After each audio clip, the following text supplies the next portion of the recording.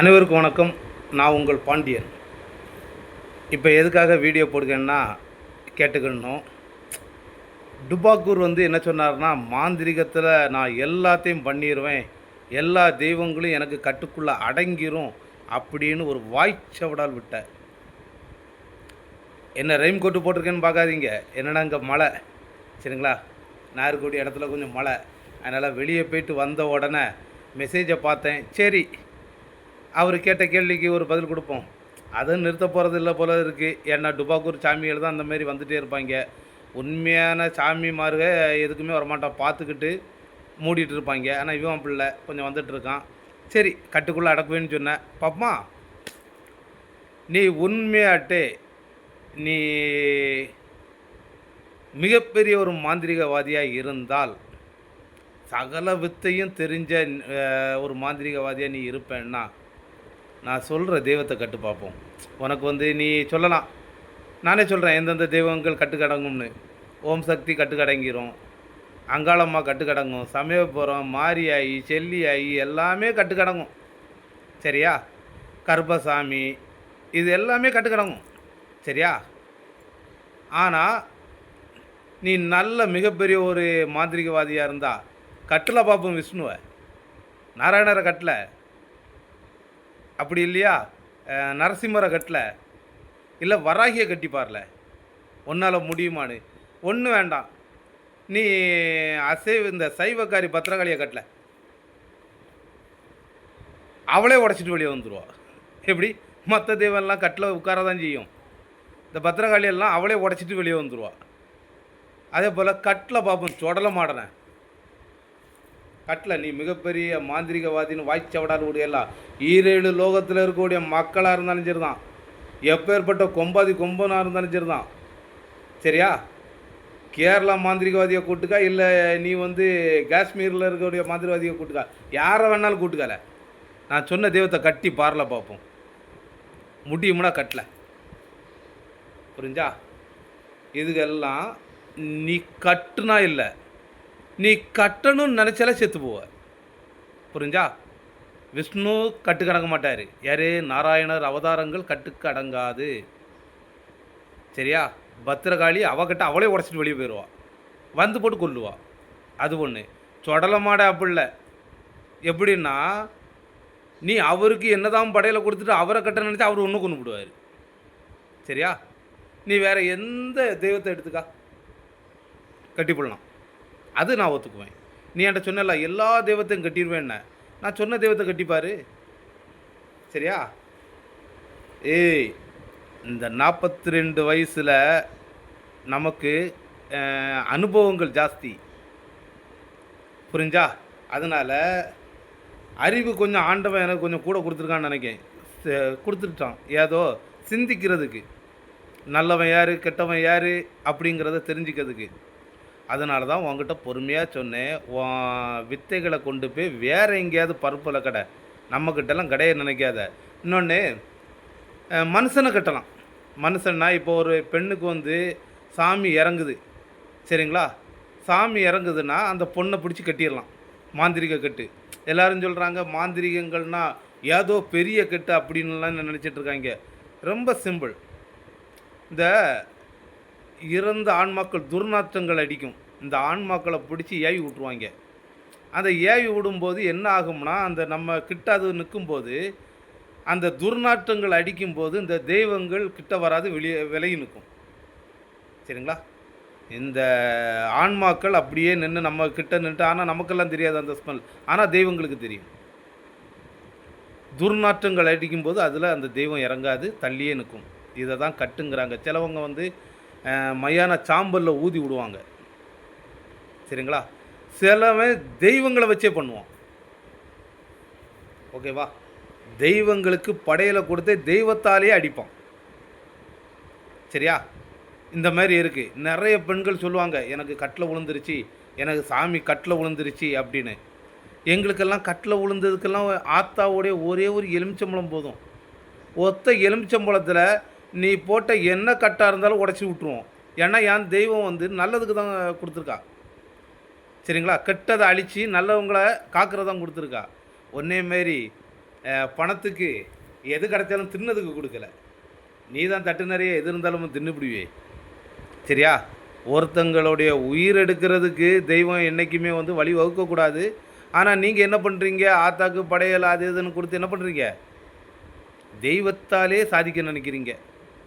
அந்த பருப்பு கடையிற வேலையெல்லாம் பத்திரகாளி, இந்த நாராயணர், வராகி, நரசிம்மர் இவங்கள்ட்டெல்லாம் இந்த சுடல மாடை இந்த இதுகள்கிட்ட நடக்காது. இந்த வேலையெல்லாம் நீ வேறு எதுட்டையும் போய் செய்யலாம். எல்லோரும் சொல்கிறாங்க மாரியாயி அப்படின்னு, கட்டில் உட்காந்துரும். சரியா? கட்டில் உட்காந்துரும். ஓம் சக்திங்கிறீங்க, கட்டில் உட்காந்துரும். நீங்கள் அங்காளம்மாங்கிறீங்க, கட்டில் உட்காரும். செல்லியாயிங்கிறீங்க, உட்காரும் கட்டில். கருப்பசாமி, சங்கிலி கருப்பு, பெரிய சாமி எல்லாம் சொல்கிறீங்க, உட்காந்துரும். சரிங்களா? எல்லாமே உட்காரும். நானே சொல்கிறேனே உட்காரும். உட்காராத தெய்வம் தான் நான் இப்போ உங்களுக்கு சொன்னது. நாராயணரை எக்காரணம் கொண்டும் ஒரு துரும்பு கூட பிடுங்க முடியாது. அதே போல் தான் இந்த பத்திரகாளியை கட்டுனா அடுத்த நிமிஷம் உடைப்பாள், உடைச்சி வந்துகிட்டே இருப்பாள். சரியா? அடுத்த சுடல மாடை கட்டவும் முடியாது. அதனால் உன்னுடைய மாந்திரிக பருப்பை உனக்குள்ளே வச்சுட்டு மூடிக்கிட்டு போய்கிட்டே இரு. சரியா? அதை விட்டுக்கிட்டு வெளியே வந்து நின்றுட்டு நீ என்ன பண்ணுவேன்னா, அந்த பெண்களுக்கு வந்து உடம்புல சாமி ஆடும். உனக்கு பொழப்பு கெட்டு போயிருமே, அப்புறம் வாங்கிட்ட மக்கள் வராது. ஏன்னா அந்த பொம்பளைகளுக்கு ஏதோ அங்காளம்மா, ஓம் சக்தி, இல்லைனா மாரியாயி, செல்லியாயி யாராவது உடம்புல வந்து இறங்கி ஆடி 4 வார்த்தை அருள்வாக்கு சொல்லுவாங்க 4 மக்களுக்கு. ஏதோ அந்த ஆத்தா 4 வார்த்தை சொல்லதுனால அவள் ஏதோ மடிப்பிச்ச மாதிரி படி அளப்பா. அதுகளுக்குள்ள வயிற்றுக்கு ஆகாரம் வாங்குறதுக்கு தக்கன படி அளப்பான்னு வச்சுக்காங்களா. அவங்க குடும்பத்தை நடத்துறதுக்கு தக்கன ஏதோ படி அளக்குறா. அதில் போய் குடி கெடுக்க போக முடியும் தானே நீங்கள் மாந்திரிகவாதி. நான் ஒரு விஷயம் சொல்லட்டுமா, உண்மையான மாந்திரிகவாதி வெளியே வரமாட்டான். அதே போல் உண்மையான ஆன்மீக இறை வழிபாடு உள்ளவன் வெளியே வரமாட்டான். இப்போது நீ கேட்குற கேள்விக்கு உனக்கு பதில் கொடுக்க. ஏன்னா நான் வந்து 10 மக்கள் திருந்தட்டுன்னு பார்க்குறேன். அதே போல் இந்த தெய்வம் வந்து ஆடக்கூடிய உடம்பை நான் சொல்லிக்கிட்டேன். பெண்களுக்கு சொல்லுவேன், ஆண்களுக்குன்னு சொல்லுவேன். தெய்வம் வந்து இறங்கி உங்களை ஆடுதுன்னு இந்த உடம்பில் இறங்குதுன்னா முதல்ல உங்களை பாதுகாத்துக்காங்க. ஒரு வீடு கட்டுறீங்க, சுற்றி காம்பவுண்டு போடுறீங்க. எதுக்காக போடுறீங்க? யாரும் உள்ளே வந்துடக்கூடாதுன்னு சொல்லி தான் பாதுகாப்பாக்கு காம்பவுண்டு கட்டுறீங்க வீட்டுக்கு. அதேமாரி இந்த வீடு வந்து தெய்வத்துடையது. அப்போ இந்த வீட்டை எப்படி கட்டு பண்ணணும், சுற்றி பாதுகாப்பாக எப்படி பண்ணணும், அதுதான் ஆன்மீக கட்டுங்கிறது. அதே நான் சொல்லித்தரேன் கேட்டுக்காங்க. மும்மூர்த்தி சாட்சியாக வச்சு அக்கா தங்கச்சி 7 பேர் அழைச்சி, அண்ணன் தம்பி 7 பேர் அழைச்சி அவங்க கையால் போடுறது தான் அந்த உடம்புக்கு கட்டு, ஆன்மீக கட்டு. இந்த கட்டை எப்பேற்பட்ட மாந்திரிகவாதி இல்லை, ஈரேழு லோகத்தில் 64 வித்தை படிச்சுட்டு வந்தனாலையும் ஒரு புல்லை கூட பிடுங்க முடியாது. இன்றைக்கி நான் சொல்லுங்க, ஆன்மீக கட்டை உடைக்க மாந்திரிகவாதி எந்த வித்தை படிச்சிருந்தாலும் சரி தான், 64 வித்தையே படிச்சுட்டாலும் சரி தான், அவனால் ஒரு புல்லை கூட பிடுங்க முடியாது. இன்றைக்கி நான் சொல்லுங்க, ஓகேவா? அதனால் இந்த பருப்பு கடையிற மாந்திரிக வேலை அது ஒன்றோட நிறுத்து. சரியா? இந்த நம்மள்கிட்ட வந்து இந்த படத்தை ஓட்டினேன்னு வச்சுக்கேன், எல்லோரும் சொன்ன மாரி ஸ்க்ரீன் கிழிஞ்சிரும். ஓகேவா? அதனால் பார்த்துக்காங்க. பெண்கள் அனைவரும் வந்து நிறைய பெண்கள் வந்து சாமி வராமல் பாதிக்கப்பட்டுருக்காங்க. அவங்கள்ட்ட இந்த மாந்திரிவாதிகள், போலீஸ் சாமியார்கள் கேட்கக்கூடிய அமௌண்ட்டை பார்த்திங்கன்னா 30,000 ரூபா கொண்டு வா, கட்டை உடச்சி விட்ருவோம். சரியா? 30,000 ரூபா கொண்டு வாங்க, உங்களுக்கு வந்து இப்படி வந்து உங்கள் சாமியை கட்டிட்டாங்க அப்படி இப்படிங்கிறது. ஓகேவா? 30,000 வேண்டாம், 30 பைசா வேண்டாம், ஒரு எலுமிச்சம்பழம் போதும். ஏதோ அவங்களா பார்த்து ஏதாவது படி வச்சா உண்டு. சரியா? அப்படி வாங்கிட்டு போகணுமே தவிர அதை விட்டுட்டு 30,000 ரூபா கொண்டு வா, 50,000 ரூபா கொண்டு வா, 1,00,000 ரூபா கொண்டு வாங்கிறது நாதாரி நன்னாரி பயலை. இப்படி தான் கேட்க வேண்டியிருக்கு.